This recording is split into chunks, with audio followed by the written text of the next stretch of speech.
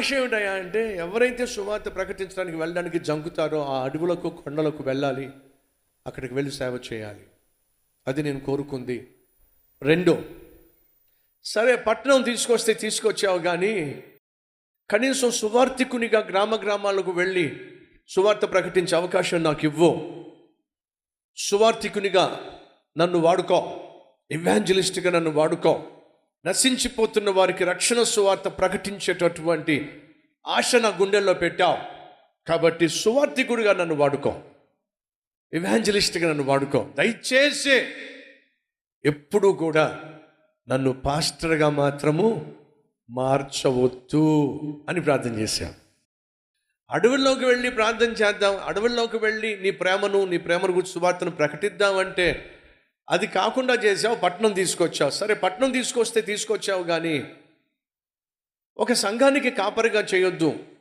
నశించిపోతున్న వాళ్ళు, క్రీస్తు ప్రేమ తెలియక నశించిపోతున్న వాళ్ళు కోకొల్లలుగా ఉన్నారు కనుక వాళ్ళ దగ్గరకు వెళ్ళి సువార్త ప్రకటించే అవకాశం నాకు ఇవ్వు. దయచేసి నువ్వు పాస్టర్గా మాత్రం నన్ను చేయొద్దు అని ప్రార్థన చేశా. 1995లో దేవుడు నాతో మాట్లాడాడు. అతిపెద్ద సంఘాన్ని నేను నీ కోసం సిద్ధం చేస్తున్నాను. మీరు చప్పట్లు కొట్టారు కానీ నా పరిస్థితి ఆలోచించండి. నేను చేసిన ప్రార్థన ఏమిటి? నన్ను పాస్టర్ని చేయొద్దు ప్రభువా, గ్రామాలకు వెళ్ళి సువార్థికునిగా నీ ప్రేమను ప్రకటించుకుంటూ ఉంటాను అని అంటే ఆ ప్రార్థనకు జవాబు రాలా. సో ఒకవేళ నేను అడిగినట్టుగా ఒకవేళ ప్రభువు నా ప్రార్థనకు జవాబిచ్చి నన్ను అడవికి పంపించినట్లయితే ఆ అడవుల్లోనూ ఆ కొండల్లోనూ ఉన్నటువంటి ఒక 1000 మందికో 500 మందికో 200 మందికో సువార్త ప్రకటించి అక్కడే నా జీవితం కనుమరుగైపోయేది. ఆ ప్రార్థనకు దేవుడు జవాబు ఇవ్వకపోవడానికి కారణం తెలుసా? కోట్ల మందికి సువార్త ప్రకటించాలి అని. ఒకవేళ సువార్థికునిగా నలుదిక్కులకు వెళ్ళి వాక్య పరిచర్య చేస్తే నేను చేసిన వాక్య పరిచర్య యొక్క ప్రతిఫలం ఏమిటో నాకు తెలిసేది కాదు. సాధారణంగా సువార్థికుడు వాక్య పరిచర్య చేసిన తర్వాత ఎవరు రక్షించబడ్డారో, ఎవరి జీవితం కట్టబడిందో, ఎవరిలో మార్పు వచ్చిందో తనకు తెలుసుకోవడం సాధ్యం కాదు. ఎందుకంటే ఆ పట్టణానికి వెళ్తాడు, వాక్యం చెప్పేసి వెళ్ళిపోతాడు. కానీ ఈరోజు మన కల్వరి టెంపుల్లో సుమారు 4,50,000 మంది జీవితాలు ఎలా ప్రభావితమైనయో, ఎలా రక్షించబడినయో, ఏ విధంగా కుటుంబాలు కట్టబడినయో, ఏ విధంగా యవ్వనస్తులు తమ జీవితాన్ని బాగు చేసుకోగలుగుతున్నారో, దిద్దుకోగలుగుతున్నారో కళ్ళారో చూడగలుగుతున్నాను.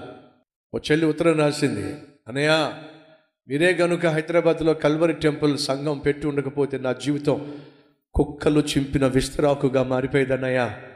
మీరు పెట్టిన ఈ సంఘం వల్ల, నేను విన్న ఈ వాక్యం వల్ల నా జీవితాన్ని నేను కట్టుకోగలుగుతున్నా. ఒక్క నేనే కాదు, ఎంతమంది జీవితాలు బాగుపడుతున్నాయో.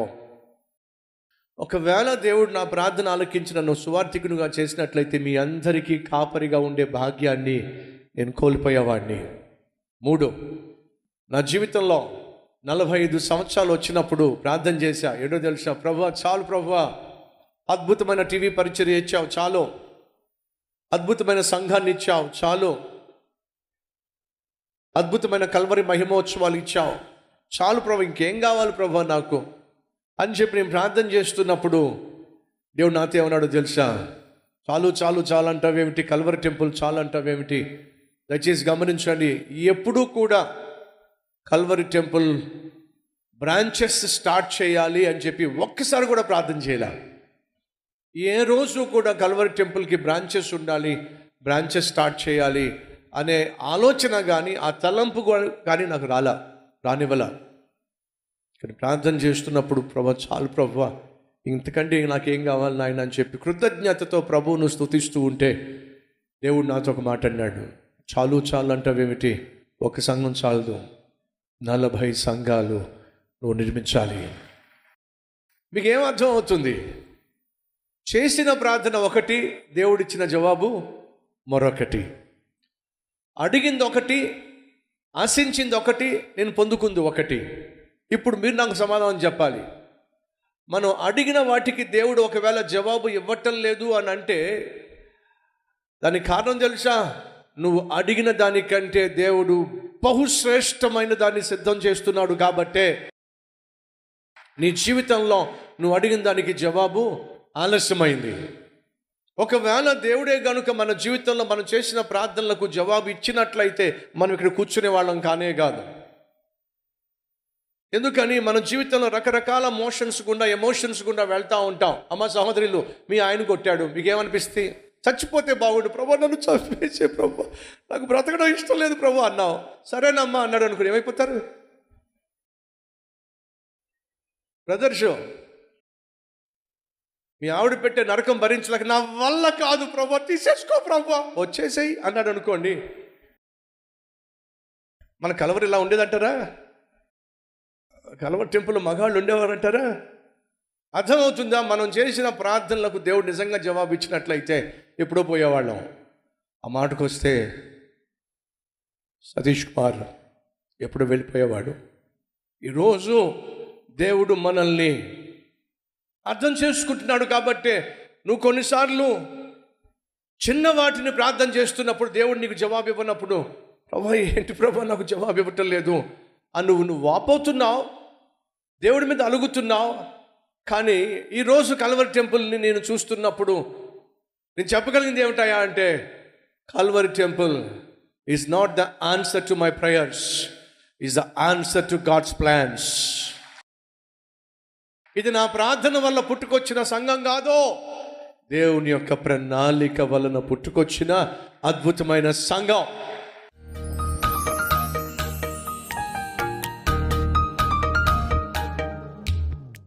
యేసయ్యా, నీ మహాకృపతో ఈ పరిచర్యను ప్రారంభించావు, నేటి వరకు కొనసాగిస్తూ వచ్చినందుకు వందనాలయ్యా. మేము అడిగిన వాటికంటే, ఊహించిన వాటికంటే, తలంచిన వాటికంటే అతి శ్రేష్టమైన ఆశీర్వాదాలు కుమ్మరించుటకు నీవు చాలిన దేవుడు నాయన. యేసయ్యా, మా సంఘములను అభివృద్ధి పరచండి. పాడైపోతున్న వాళ్ళు, తాగుబోతులు, తిరుగుబోతులు, కుటుంబాన్ని కూల్చుకుంటున్న వాళ్ళు వేల సంఖ్యలో, లక్షల సంఖ్యలో ఉన్నారు నాయనా. వారందరూ బాగుపడాలి, రక్షింపబడాలి. మా మందిరము రక్షణ మందిరముగా, అనేక మందిని బాగు చేసే మందిరముగా మీరు మరింతగా నీ సన్నిధి చేత, నీ ప్రభావము చేత, నీ వాక్కు చేత, నీ ఆత్మ చేత మా మందిరంలో ఉన్న ప్రతి ఒక్కరిని నాయన నింపవలసిందిగా కోరుతున్నామయ్యా. యేసు నామం పేరట ఈ ప్రార్థన సమర్పిస్తున్నాము తండ్రి, ఆమెన్.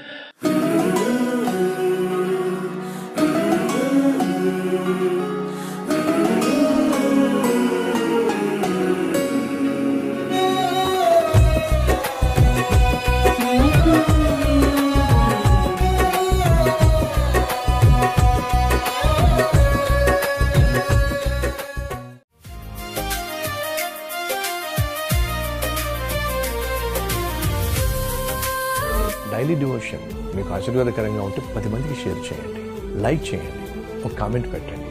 దేవుడు మీకు తోడై ఉండును గాక. షలోమ్.